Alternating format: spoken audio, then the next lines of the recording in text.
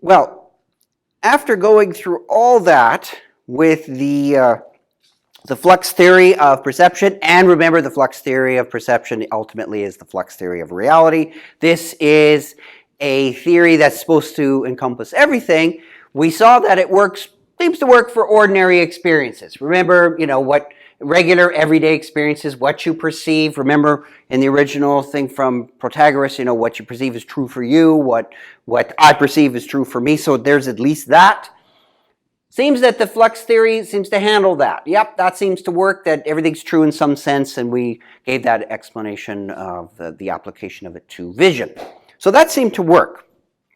Socrates says, though, right, but if we're making sure that this flux theory, this whole stuff isn't just a wind egg, right? If I, as your midwife, I may have to take away this offspring that you call the flux theory, we have to look at it in a little more detail. And it seems that we have to look at it not with just respect to everyday experience, but non-standard experiences. That sounds a lot more mysterious than it is. Socrates is really just talking about dreams, or if someone is sick, or if someone is insane. There's experience there too.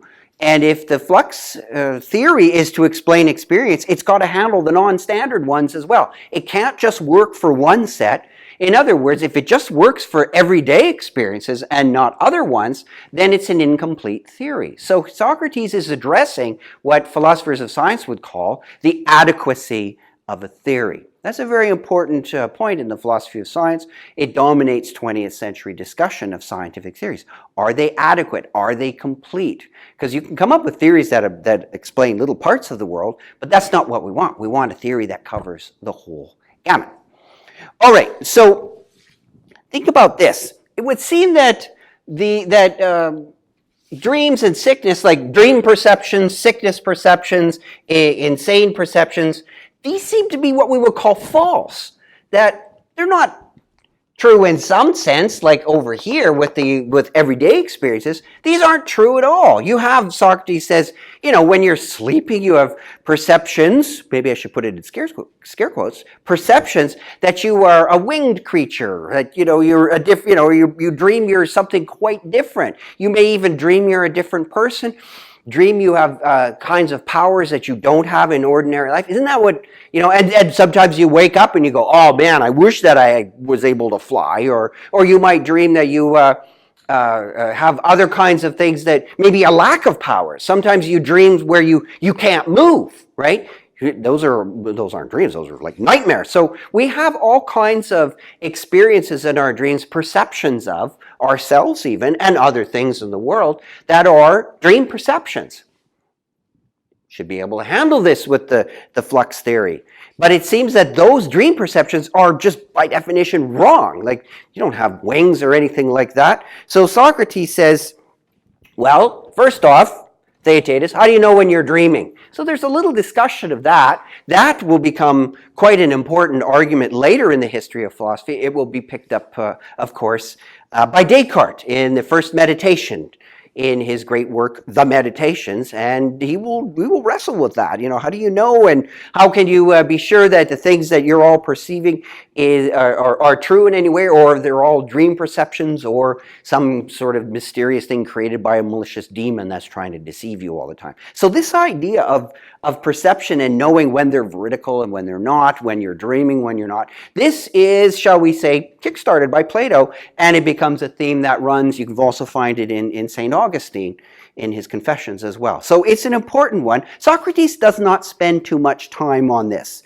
So this dreamer objection, as it's sometimes called, or the objection from non-standard experiences, that's what he wants to deal with. And he does it fairly quickly. But it has huge ramifications if you want to hold on to the flux view of reality. And this is where it digs really deep into some notions that many of us, including Plato, would say, oh man, the consequences of this flux theory are quite dramatic. So that's what's coming. If you believe this flux theory, then there's a lot of other stuff that you're going to have to believe too. And there's going to be a lot of other stuff that if you hold on to the flux theory, you're going to have to jettison.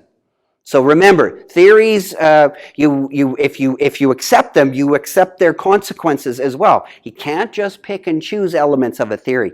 If you buy into it, be prepared for what you're going to get, because you may have, as they say, buyer's remorse. Okay, so on we go. When sick people, when we're sick, we have sick perceptions, and there are some people who have insane perceptions and dream perceptions. What's the problem here? Well, Socrates is going to say, well, Theaetetus is going to say, I don't know. So in other words, Socrates is going to try and answer how the flux theory is going to handle this, and it's going to handle them quite well. But beware of the consequences. So before we worry about the consequences, let's look at Socrates' manner and his method for answering how the flux thesis can handle and keep a dream perception as true, or an insane perception as true, or a sick perception as true. What do you have to accept? Well, it goes like this. Around 158E, Socrates offers a kind of logical principle. And it's one that has some serious bite if you really think it through. Is it a good principle? I'm not going to dive in too deep on it, but he's saying something like this. And I've reworded it to try and bring out the logical force. If X, something is different than Y. If two things are different, if you're really saying they're different, then they don't share things in common. That's just what differences are. If you say two things are really different, they don't share things and they don't have things in common. So if X is different than Y, then X shares no powers with Y. Hence, it's really stating the same thing. X really shares nothing with Y. All right. So in that sense, we've got a difference between things. They're different things. If we agree with that, Socrates is going to say, well, we can apply this now to a more concrete situation. And it goes something like this. Let's look at the example of the sick versus the healthy Socrates. So there's our sick Socrates, and there's our healthy Socrates. According to now, we're within the flux thesis, right? So we're in a flux metaphysics or a flux view of the world. There's no such thing as objects underneath. Remember that. You've got to jettison that notion. There's just motions. So Socrates says, in order to preserve the homo mensura thesis inside of this flux world and keeping dreams and sick perceptions true, we get something like this. The sick Socrates, so, you know, and I should just back up a little bit. You know, when you get ill, if you have the flu or something, and everything tastes disgusting, right? You get the flu, and let's say you like chocolate. Normally, you like chocolate, and someone gives you a piece of chocolate, and if you've got the flu, you're just like, oh, get that away. And if you even eat something, we always say, oh yeah, I got to eat something in order to get better, but I got to choke it back because food is just disgusting. But your body needs it. But the perception of it is one of you find it repulsive. All right, so let's go with that. So Socrates says, well, the sick Socrates would be a passive power, a little bit more, it would be slow. Remember our earlier discussion. But we'll put that to the side and just look at the straightforward powers. The sick Socrates plus add a little wine to the sick Socrates. Wine is an active power. You get a result. Result A, I call it. The healthy Socrates, again, a passive power. Add a little bit of wine, again, is an active power. You get a different result, B. And of course, with the sick Socrates, the result A is you get a bitter wine taste. With the healthy Socrates, the result B is you get a sweet wine taste. Well, what's really going on here is that inside of this flux universe, where there are no objects underneath, when objects are different, the sick Socrates and the healthy Socrates, these are different processes. So, in that sense, what you've got is that there's no single Socrates. So the sick Socrates that's experiencing the wine, that is true for that Socrates. The other Socrates, the healthy Socrates, that experiences the wine and experiences like this, that is true for that Socrates. So what the real moral of the story is yes, the flux thesis can still preserve the original notion of my perceptions are true for me, your perceptions are true for you. But now we've not only got a break between my perceptions being true for me and your perceptions being true for you, we've got a break in the very notion of my perceptions at one time are true for me and my perceptions at another time, which are very different, are still true for me. This wine, one time tastes bitter, one time tastes sweet. Isn't that a problem? Well, no, if you give up the idea that there's a single subject underneath both experiences, so that there's a common subject. Once again, objects go by the wayside. It didn't seem so bad when objects were regarded as Egyptian pyramids, sticks, flowers, or things like that. Now, another object that goes by the wayside is you. The very notion of your identity and you as a single self, the same through time, having different experiences, that is jettisoned as well. So Socrates, Plato is questioning here inside this metaphysics of flux. He's saying now you're going to have to give up yourself. You're going to have to give up the notion of you as a single entity over time.